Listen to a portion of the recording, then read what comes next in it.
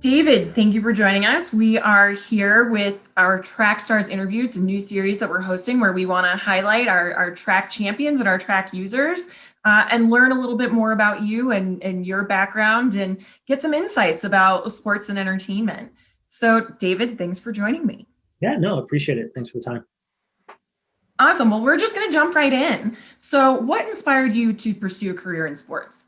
Yeah, for me, honestly, it was I had a few mentors along the way. So the first one actually was an academic advisor my freshman year of college.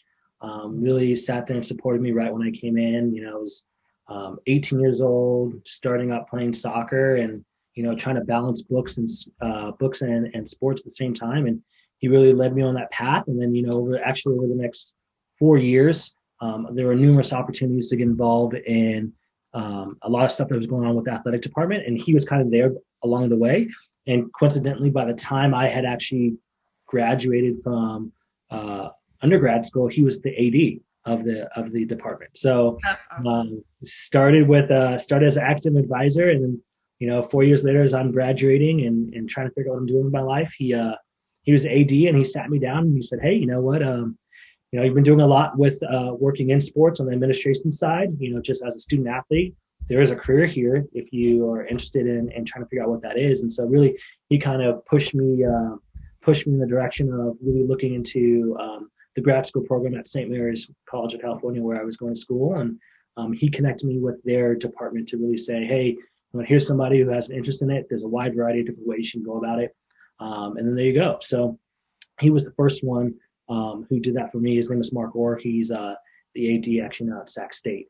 And then after that, I would say that another big proponent is I actually ended up working for a Division III school in Tacoma, Washington, Pacific Lutheran University. And so met a lot of people there who it was really a community play, overseeing Yeah.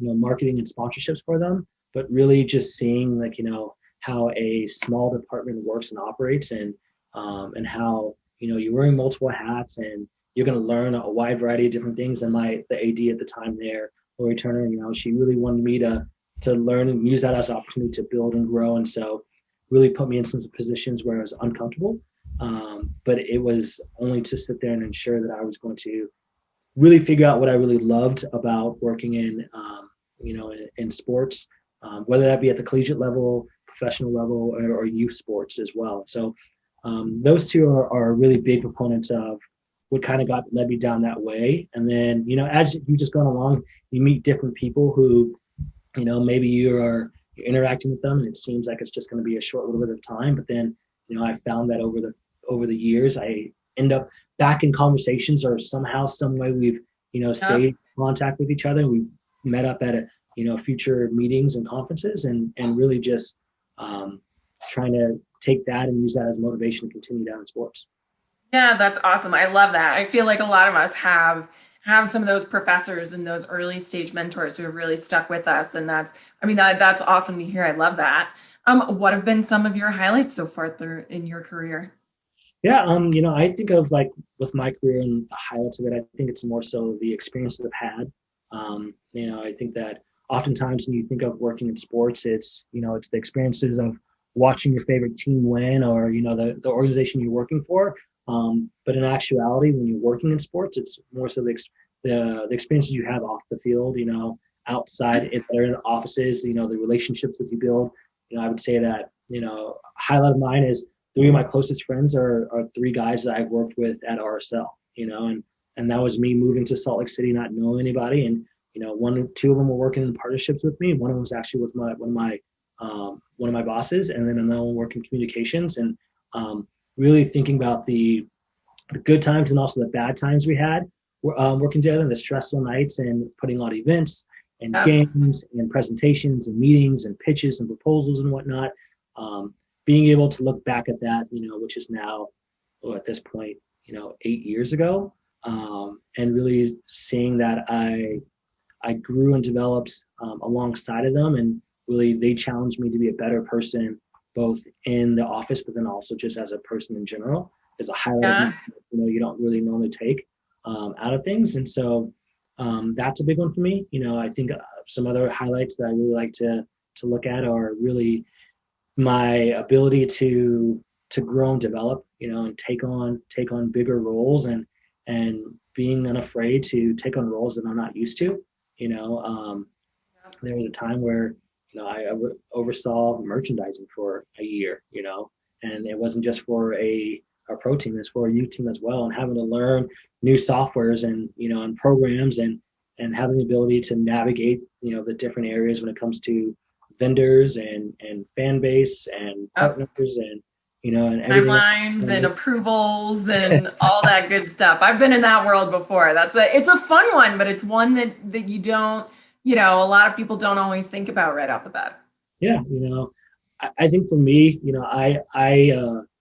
I see success, and I think the highlight is if something goes off, if an event, a game, a partnership goes off and it's successful, and no one has any complaints, and no one knows that strings are getting pulled behind the scenes, that's a Yep. success. I'm best operating behind the scenes where it's more so making sure that the granular details are being noticed, the relationships are being built, and it's something that's going to be consistent, and it's going to start from the very beginning, and it's going to continue to go forward, whether that's with me or if I'm just taking that and passing it off to somebody else and seeing that those successes are still happening. So I'm a big proponent of, your successes are my successes, your failures Yeah. are my failures, and that's kind of how I've approached my career, and how I approach when I talk to other people about what we're doing and why we're doing it, making sure that they understand and believe that as well, because ultimately that's what's going to make us all successful. Yeah, no, I love it, and I'm totally with you. So tell me, what are you doing now? I mean, you've joined us here at Trak, and you're helping us out as the director of customer experience, but I know that's not the only thing you're doing right now. So tell me a little bit about that, and tell me what else is on your plate. Yeah, so had a wonderful opportunity to join on Trak. I started working with Trak approximately 2 or 3 years ago when I was working for St. Louis FC. Came on board originally just as saying, hey, I have a need for a software that's really going to allow me to activate both on the partnership side, but then also on the game operation side. And then once I dove deep into it and really got to understand the full capabilities of Trak and the software, and how it can make me successful in both those areas, really bought into it, and so had always wanted to take what I've been doing in sports and then slowly transition into the tech space as well. And Trak has been able to give me that ability to bridge that gap between the two of them. Outside of Trak, I also am the director of marketing communications for a youth soccer club here in St. Louis. So St. Louis Scott Gallagher, it's we like to St. Louis Scott Gallagher is a club that has about 7,000 players throughout St. Louis. Wow. Yeah. And we're known, I would say, locally, regionally, and nationally, and we're proud of what we do. And it's really a fun experience. St. Louis Scott Gallagher owned the pro team that I worked for, St. Louis FC, and so when the pro team went away, they approached me and said, hey, you know what, why don't you stay on board, and we need to reimagine who we are as a club. What does our brand look like? What's our feel? How are we in the community? What are we doing? Are we backing up or what we're putting out there? And how can we continue to build and grow that on both the boys' side and the girls' side? So essentially right now what I'm doing is I'm focusing on youth soccer in St. Louis, specifically on St. Louis Scott Gallagher. Yeah. From the second that kids are 2 years old and 2 to 3 years old and can start joining our youth camps, to when you hit 5 years old and you say, you know what, I want to put my son and daughter, or my son and daughter is asking me to join a soccer club, where are they going to go? I want you to be thinking about St. Louis Scott Gallagher. And then we have something essentially from second year 5 to you decide that, if you're able to turn pro. There's some sort of opportunity in there for you. And a lot of our players are players who don't have a dream to play professional soccer. And so, we have wide different levels that they can sit there and play in. And I'm here to tell our story, Yeah. who we are and why there's a home for you in St. Louis Scott Gallagher. And I'm working with a wide variety of coaches and trainers and players who've both left St. Louis and came back, people who've been in St. Louis their entire lives, and we're just building this wonderful thing together to continue to grow. So that's awesome, and what a great way to marry multiple of your passions, right? I mean, you were a soccer player, you're kind of paying it forward with the new generation of youth soccer players. And I mean, I did not make it as far as you did with soccer. I ended in about third grade. That was it for me. But I remember playing, and that was, those are some great memories, great formative memories. And then we also have a lot in common with, why we decided to start with track. We were both users. I was on the agency side, you were on the team side, and found a need, and it totally was a game changer for me. And so I think we're both champions because we know how beneficial it can be, and we want to share the wealth and make sure everyone else knows how much it can help them. Exactly. I think it back to the days that I spent just going through spreadsheet after spreadsheet after spreadsheet and trying to keep things balanced between, okay, here's my events one, here's my hospitality, here's the Yep. game day, here's all this stuff. And I said, where was track, 8 years ago when I was sitting there and trying to get all this figured out. Yep. Now I 100. push it and champion it whenever I can to, my colleagues and my friends who are still in the sports world and work in partnerships or event operations and say, hey, you know what? Here's something that's going to make your life a little bit easier. So why don't you check it out? Sure. Yep. Yep. I'm totally with you. So 2020, Ugh. we all got mud on our faces. Like, I mean, I don't think anyone got out of 2020 unscathed. What were some of the challenges that you've specifically faced? And then what are some of the successes that you also saw in 2020? Yeah. So 2020 is just a year unlike any other. Challenges I would say is that while we were lucky enough to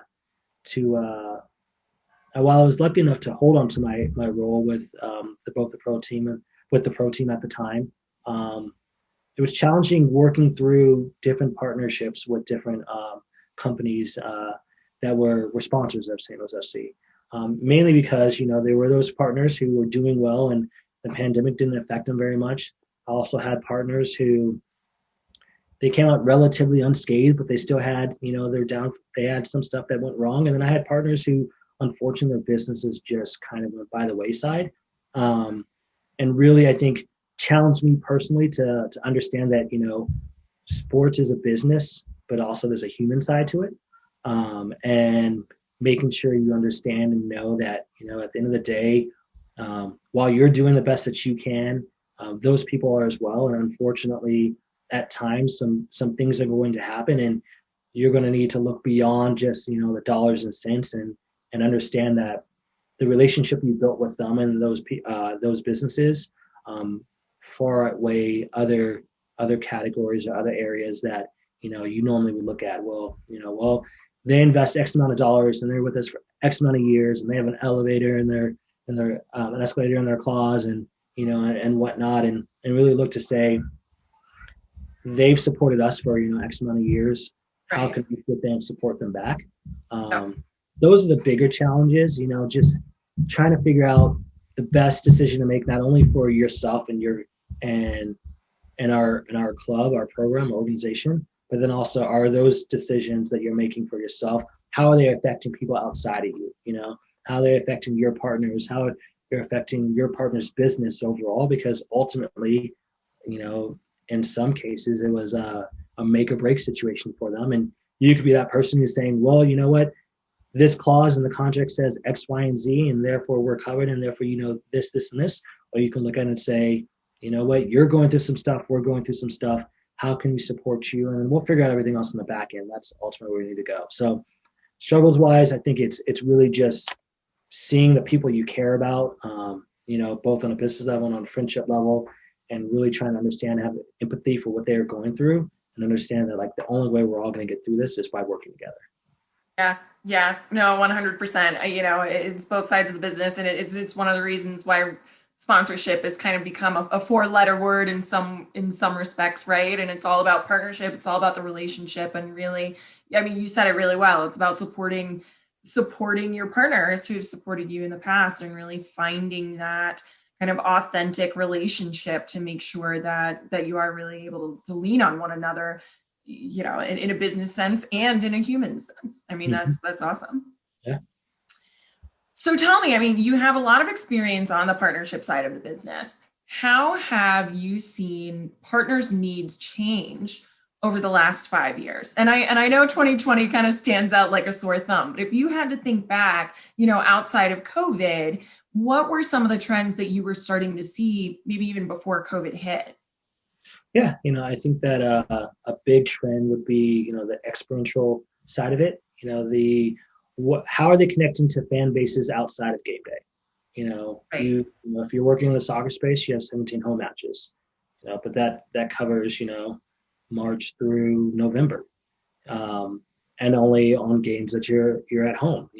How are you connecting with those fans, Monday through Friday when your game's on a Saturday? So that's a big one of understanding that, there's got to be more to it than just we're taking our brand, we're taking our logo, we're placing it on some sort of replay that's going on in the game, and that's just it. Seeing brands and companies refocus how they look at their spend and understanding that it needs to be all encompassing. So it's not just going to be on signage, it's not just going to be on hospitality. How can we build these entire packages up that at some point during the game day, you're interacting with every single aspect of their partnership, which ultimately is going to sit there and put your brand in front of them on a regular basis. So that's a big one. I think that, that I started to see. And then, also the other side of it is just taking more of an analytical approach to it as well. So, what are you doing with your partners? And how are you showing their return on investment? It's no longer, I just want to be attached to you because you're winning right now, and that's just it. Right. If you looked at it 10 or 15 years ago, that's how a lot of people bought their partnerships. It was, you're being successful on the field, so therefore, if I attach my name to your brand, that's all I need to do, and people are going to start walking through the doors. Is people are going to start using my product, or that's going to generate leads and sales to me, and that's not the case. It's how are we working together? How are you organically tying my brand and my mission and my thoughts and the marketing goals that I've laid out, and how are we using your sports team as the vehicle to connect me to your fans? I think that is actively happening, and it's been happening the last 5 years, and it's just going to continue to grow and develop over time. I think you're totally right. You're spot on. There's a different level of accountability especially when we're looking at social media and other ways of engagement, whether it's sports related or not, there's all of this analytics behind it that's been there from the beginning. And now sponsorship and partnership is forced to kind of look at themselves and with some really honest brass tacks about what's working and what's not, and do we really need to reevaluate this? So yeah, I'm right there with you. What industry trends or practices do you think are underrated? I would say, building relationships with your partners, understanding that it's a marathon, not a race. It's gaining their trust, and knowing when to push and when to pull and when to lay off.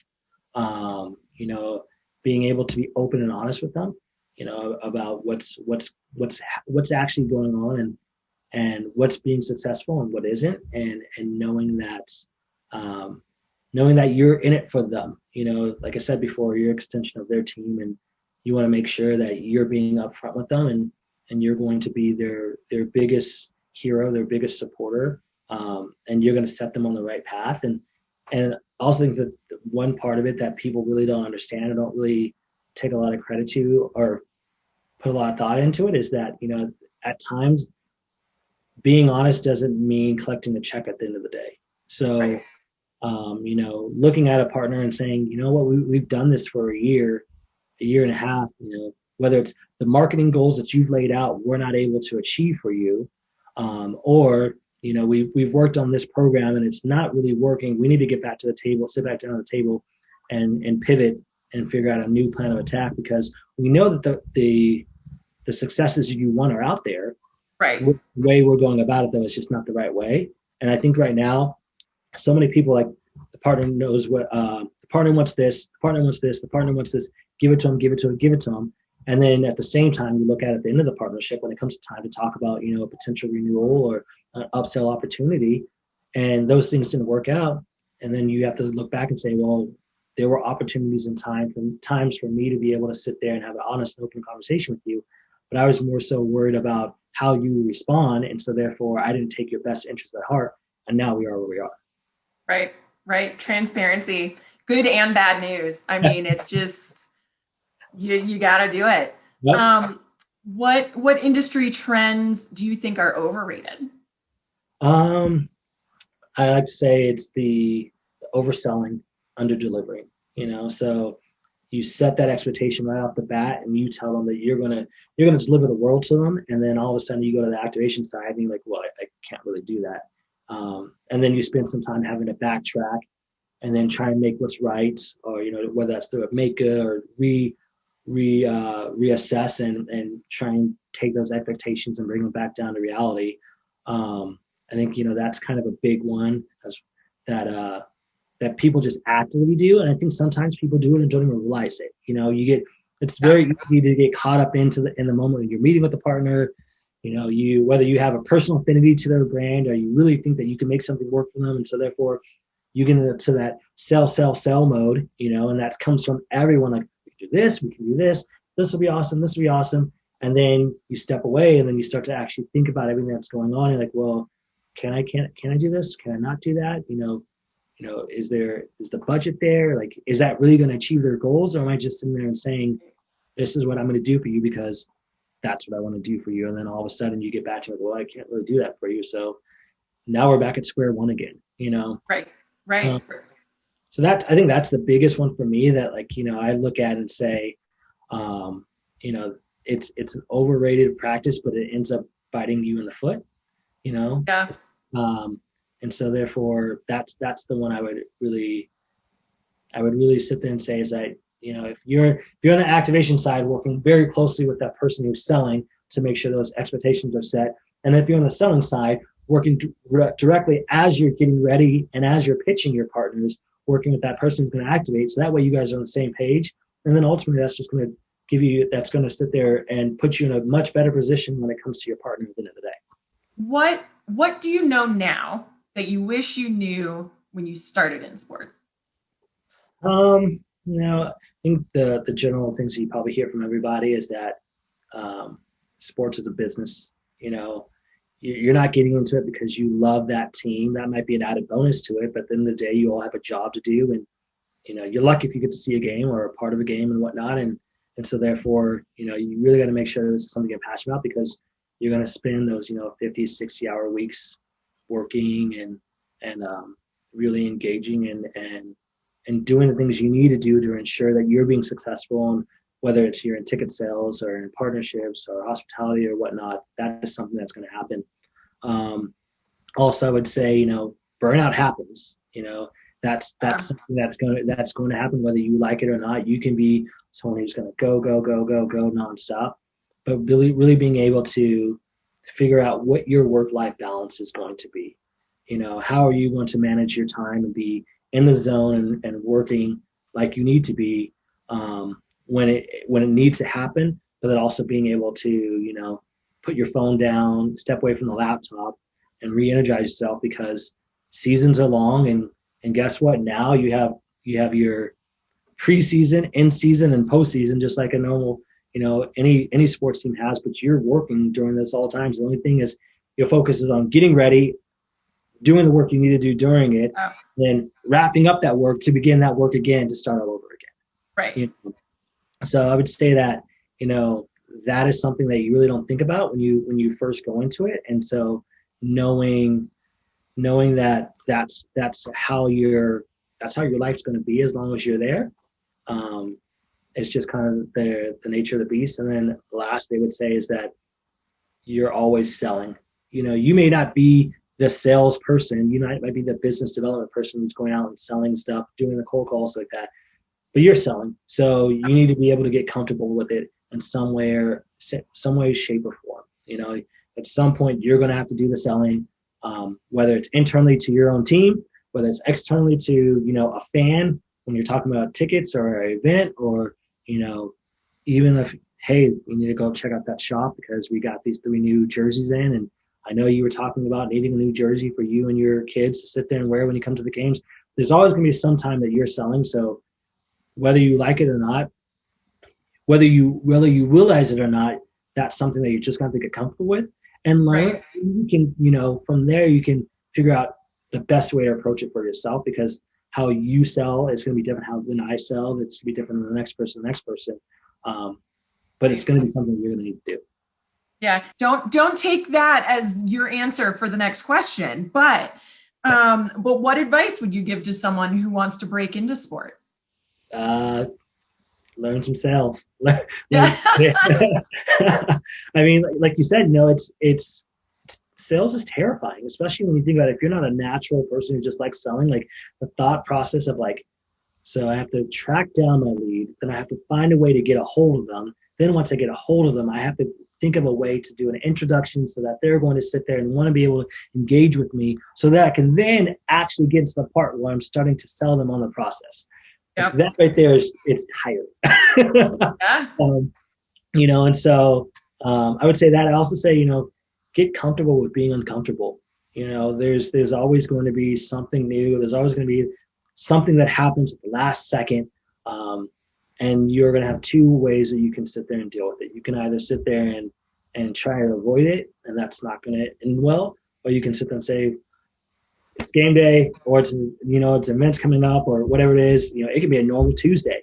Something's going to happen that's going to be unplanned, and you just have to be ready for it. And when it happens, you sit there and you look at it, you evaluate it, you say, this is the steps I need to take to move forward, whether that's focusing on that specific topic or that specific item right then and there, or if you can sit there and put it to the side while you continue doing something, but know that you're going to have to go back to it. And you're going to have to sit there and figure it out, and you're going to have to sit there and proceed forward, because everyone's moving. Like, everyone's going nonstop 24/7, and you're either going to be caught looking, or you're going to be caught, or are you going to be on the way up, and you're going to be doing what you need to be doing to sit there and make that next step to grow and develop both personally and also professionally as well. Yeah. No, I'm with you. I mean, those are some really solid points. All right. If you had the power to change something in sports instantly, in the industry, how things are operated, league structure, whatever you want to say, what would you change? Oh, this is a hard one. Put you on the spot. That love a little bit more work-life balance. But I think that I also go by the saying of, work hard, play hard, so, Yeah. It's kind of an industry motto. I think there's a lot of us that kind of go by that. Yeah. And then I think there's the opportunity right now to, that I think there's a focus on work culture. There's a focus on ensuring that, the people in your office, the people on your team, are really enjoying themselves and growing and getting better, if not by the day, weekly, monthly. They're challenging themselves. They have a reason to go into the office every day, and it's not just a driving factor of I need to make money and that's just it. We're all there for long hours. Oftentimes we see each other more than we see our own families, and so therefore, like, I look at it as is this a place? Is this a place where my employees, my coworkers are going to want to be? Are going to want to be in 5 or 10 years? Are we going to want to still see each other at 8 a.m. Monday through Friday, then wake up on Saturday, and then we have a game at 7 p.m. So we're back in the office at 9 or 10 a.m. to know we're going to be there to midnight that night. That's a big thing that I see that a lot of teams and organizations are now starting to put a thought process behind and sit and actively push that. And then the other thing that I think that is starting to happen, you're starting to see more and more teams that do this, is like the investment they have in the community. So, it's no longer just we're here, you buy tickets from us, you buy merchandise and food and concessions and whatnot from us. You enjoy your 2 hours, your 3 hours, and that's just it. And then we'll see you the next time we have a home match, or we'll see you on TV, we're on the road. It's really more of a focus on what's going on in our community. How can we use our voices to stand up and say, we support this, we support that. This means a lot to us.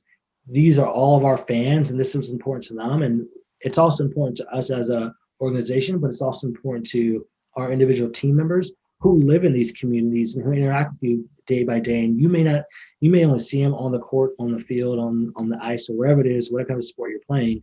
But ultimately, the better that the community is and the better that the support is there and the happier that they are, it's going to just come back to you as well tenfold. So those are the areas that I think that there's areas for improvement. I think teams are realizing it and understanding that there's no longer going to be this acceptance of we're just here as a sports team and that's just it.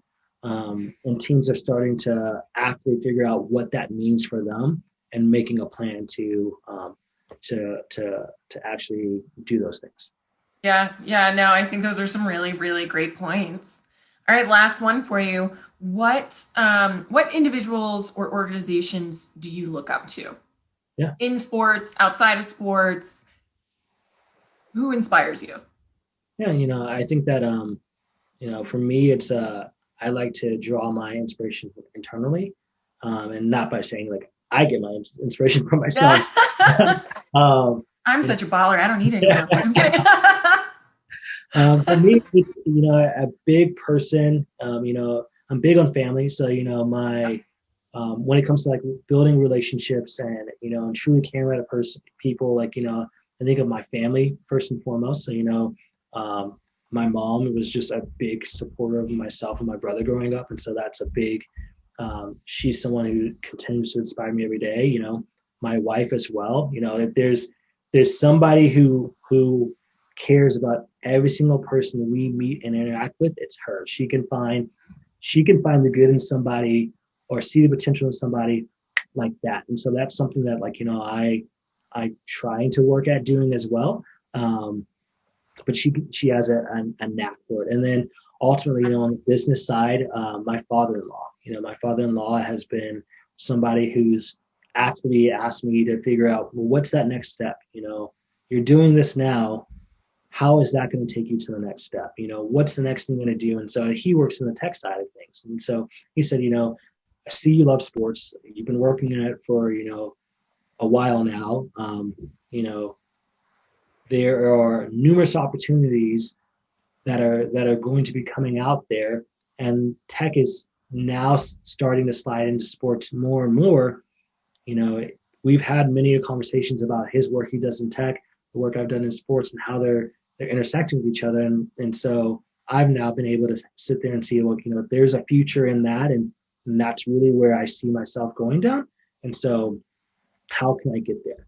How can I, Yeah. what's that next step I can take? And so he's just always asking me that next question of, one, showing appreciation for the stuff that you have now, appreciating it in the time being, not looking back on things in the past, unless it's you're looking back because you're learning and you're growing from it.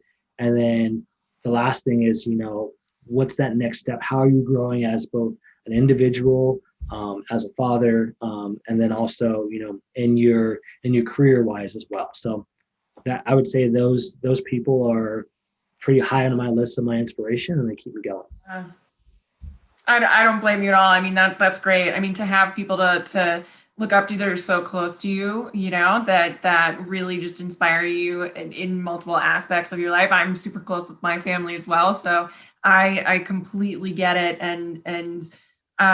Yeah, those are things I can tell that you really cherish those relationships, and I think that's awesome. Yeah, definitely so. Well, David, thank you so much for joining me. This has been super insightful, and I'm really glad that we are able to highlight you as one of our track stars. And I'm really excited that we get to continue working together after this. Yeah, definitely so. This has been great. Appreciate you having me on, and looking forward to seeing what we're going to do with track and continue to grow and develop it. Awesome. All right. Have a good one. You too.